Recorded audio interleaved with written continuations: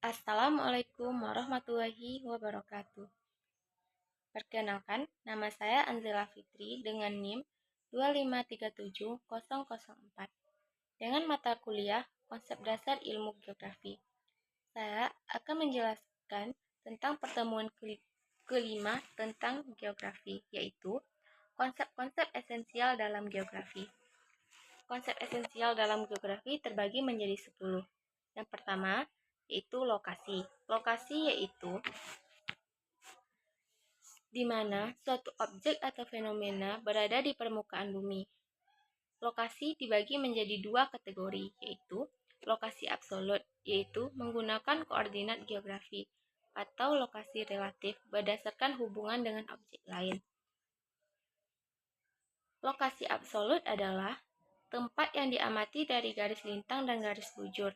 Contohnya lokasi Indonesia secara astronomis, terletak di antara 6 derajat LU sampai 11 derajat LS dan 95 derajat BT sampai 141 derajat BT. Lokasi relatif adalah lokasi yang diamati dari area sekitarnya.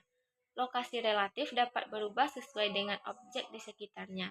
Contohnya, Kecamatan Sengasari dan Kecamatan Karangpuluso, Kabupaten Malang berbatasan langsung dengan Kota Malang. Yang kedua yaitu jarak. Jarak yaitu ruang atau sela yang menghubungkan antara dua lokasi atau dua objek yang dihitung melalui hitungan panjang maupun waktu. Jarak dapat diukur secara absolut atau dalam satuan kilometer atau relatif berdasarkan jarak tempuh. Yang ketiga yaitu morfologi. Morfologi mempelajari dengan bentuk permukaan bumi seperti gunung, lembah sungai, dan dataran. Morfologi dipengaruhi oleh berbagai proses geologi, seperti erosi, sedimentasi, dan tektonik lempeng. Yang keempat yaitu aglomerasi.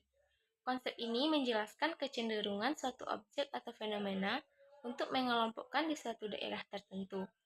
Aglomerasi dapat terjadi karena faktor-faktor seperti ekonomi, sosial, dan budaya.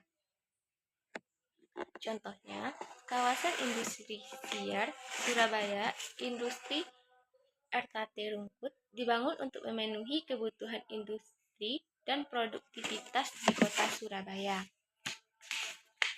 Yang kelima yaitu interaksi dan interdependensi. Konsep ini menjelaskan interaksi timbal balik antara berbagai fenomena geosfer.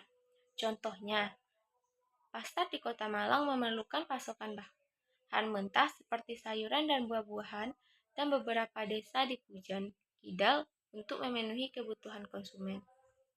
Yang keenam yaitu diferensi area, yaitu menjelaskan keunikan dan kekhasan suatu wilayah dibandingkan dengan wilayah lain.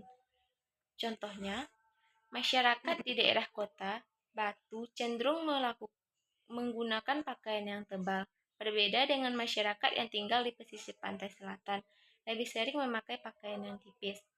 7 yaitu keterjangkauan. Konsep ini mengukur kemudahan akses ke suatu tempat atau objek.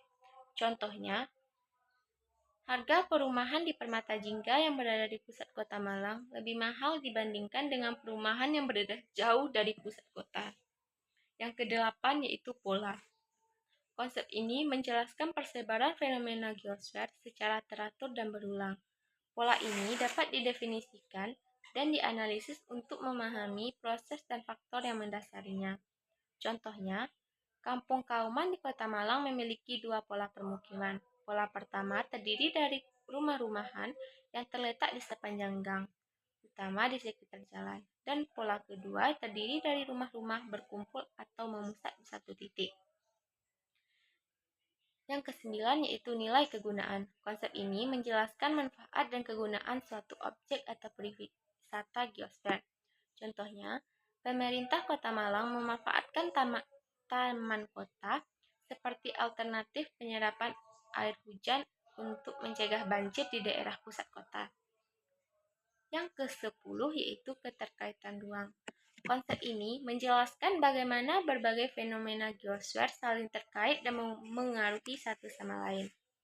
Sekian materi dari saya, apabila banyak kesalahan tolong dimaafkan. Saya sudahi dengan Assalamualaikum warahmatullahi wabarakatuh.